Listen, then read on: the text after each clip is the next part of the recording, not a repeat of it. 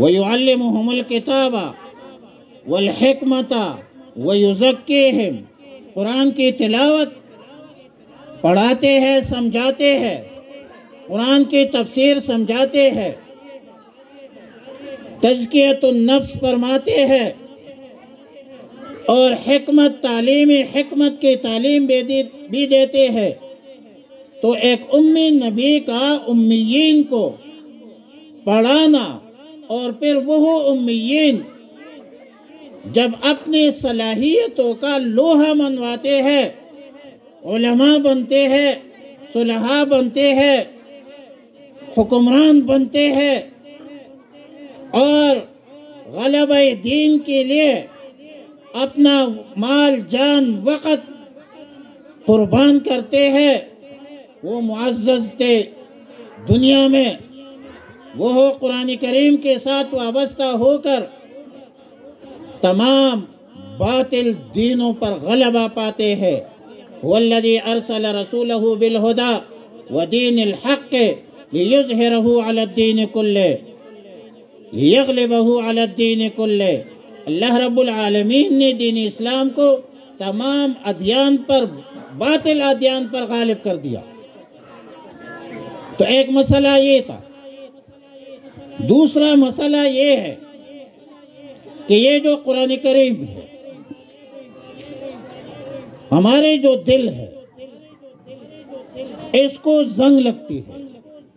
یہ بات توجہ سے سن لیجیے۔ ان القلوب تسطع کما یسطع الحدید، دل کو زنگ لگتی ہے جیسا کہ لوہے کو زنگ لگتی ہے، اور جب لوہے کو زنگ لگ جائے تو پھر وہ بیکار ہو جاتی ہے، اور دل کی زنگ ختم ہوتی ہے قرآن سے، ذکر اللہ سے۔ یہ سیقل ہوتی ہے، ریگمال ہوتی ہے دل قرآن پڑھنے سے۔ اب یہاں پر معاملہ ہے کہ ہمارے دلوں میں کدورتیں ہے، نفرتیں ہے، حسد ہے، بغض ہے، روحانی امراض ہے۔ اس کا علاج ڈاکٹر کے پاس نہیں ہے، اس کا علاج ہے قرآن پڑھنا۔ قرآن پڑھنے سے دلوں کی کدورتیں ختم ہوتی ہے، گھروں کے بے برکتی قرآن کریم پڑھنے سے ختم ہوتی ہے، خاندانوں میں مودت محبت پیدا ہوتی ہے قرآن پڑھنے سے۔ کیونکہ قرآن جو ہے یہ دو طرح پڑھا جاتا ہے، یا قرآن بغیر حمزہ کے، اس کا معنی ہے قرن، جوڑ، اگر حمزہ کے ساتھ پڑھا جائے تو پھر مشتق ہے اقرا سے، قراء سے۔ قراء کا معنی ہے پڑھنا۔ کائنات عالم میں سب سے زیادہ پڑھی جانے والی کتاب وہ قرآن کریم ہے، اور قرآن جوڑ پیدا کرتا ہے۔ قرآن کریم کے مضامین جڑے ہوئے ہیں، سورتیں جڑے ہوئی ہیں۔ قرآن کریم خالق اور مخلوق کے مابین جوڑ پیدا کرتا ہے۔ تو قرآن کریم معاشرتی زندگی میں، خاندانوں میں جوڑ پیدا کرتا ہے، دل نرم ہو جاتے ہیں۔ اب یہاں پر سوال ہے کہ ہم کہتے ہیں کہ ہمارے دلوں کو تسلی نہیں ہے، دل بے قرار ہے، قرآن پڑھتے نہیں، دل بے قرار ہوگا۔ الا بذکر اللہ تطمئن القلوب، دل کے تسلی دل کے آئینے میں ہے تصویر یار، جب ذرا گردن جھکا لے دیکھ لی۔ قرآن پڑھنے سے دل کو تشفی ملتی ہے۔ وَنُنَزِّلُ مِنَ الْقُرْآنِ مَا هُوَ شِفَاءٌ وَرَحْمَةٌ لِلْمُؤْمِنِينَ وَيَشْفِي صُدُورَ قَوْمٍ مُؤْمِنِينَ، مسلمانوں کے دل مسلمانوں کے دلوں کو تسکین تشفی ملتی ہے قرآن پڑھنے سے۔ اب ظاہر ہے کہ ہم جب قرآن نہیں پڑھتے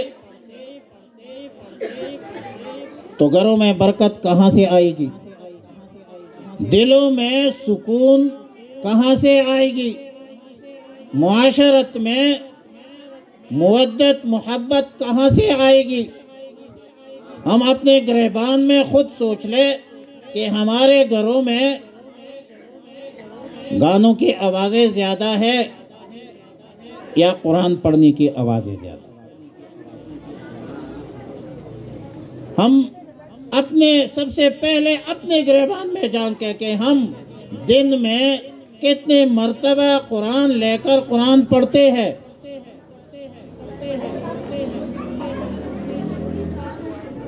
گھروں میں ہمارے بیوی بچے مرد عورت قرآن کتنا پڑھتے ہیں،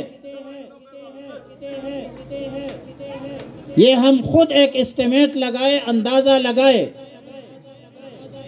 پھر آپ دیکھ لیں کہ جن گھروں میں قرآن کریم کی تعلیم ہوتی ہے، قرآن کریم کی تلاوت ہوتی ہے، وہاں کے گھر پرسکون ہوتی ہے، وہاں کے بچے فرمان بردار ہوتے ہیں، اور اس کی وجہ یہ ہے کہ قرآن کریم دلوں میں نرمی پیدا کرتا ہے، دل ملائم ہو جاتے ہیں، نرم ہو جاتے ہیں قرآن پڑھنے سے۔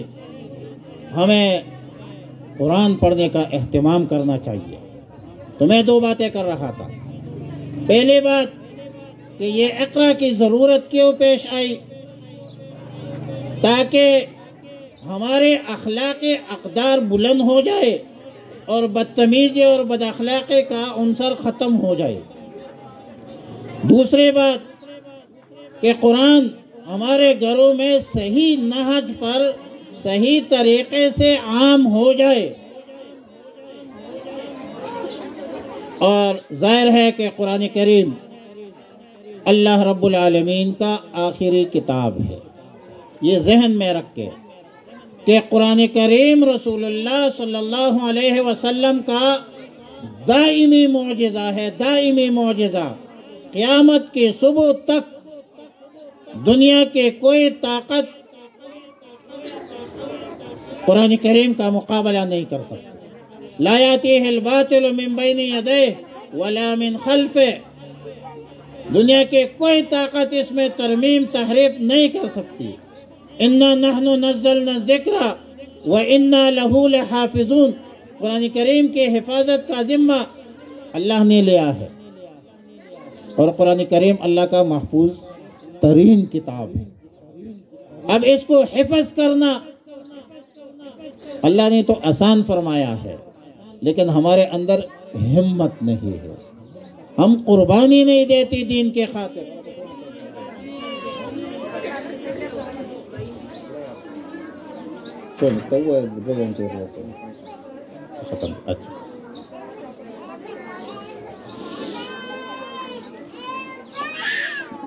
قرآن کریم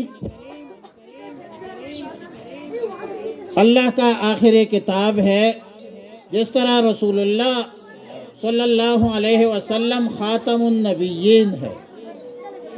رسول اللہ صلی اللہ علیہ وسلم کے بعد کوئی نیا پیغمبر نہیں آئے گا، جو آئے گا جو دعویٰ کرے گا وہ دجال ہوگا، وہ جھوٹا ہوگا۔ تو قرآن کریم اللہ کا آخری کتاب ہے، اور رسول اللہ صلی اللہ علیہ وسلم خاتم النبیین ہے، اور یہ امت آخری امت ہے، یہ پوری امت خیر پر ہے۔ کنتم خیر امت اخرجت للناس، اور پھر اس امت میں جب پوری امت بہتر ہے، لیکن پوری امت میں بہتر وہ خیر القرون ہے، خیر القرون قرنی، رسول اللہ صلی اللہ علیہ وسلم کا دور، صحابہ کا دور، تابعین کا دور، تبع تابعین کا دور، اور اس کے بعد پھر شر القرون شروع ہوتا ہے۔ شر القرون میں پھر خیر پر کون ہے، بہتر کون ہے؟ تو رسول اللہ صلی اللہ علیہ وسلم نے فرمایا کہ خیرکم من تعلم القرآن وعلمہ. تم امت میں پھر شر القرون کے زمانے میں، اس فتنے کے زمانے میں، اس فسادات کے زمانے میں بہتر وہ ہے جو قرآن سیکھے اور قرآن سکھائے. اللہم ربنا تقبل منا انک انت السمیع العلیم وتب علینا یا مولانا انک انت التواب الرحیم وآخر دعوایا ان الحمد للہ رب العالمین.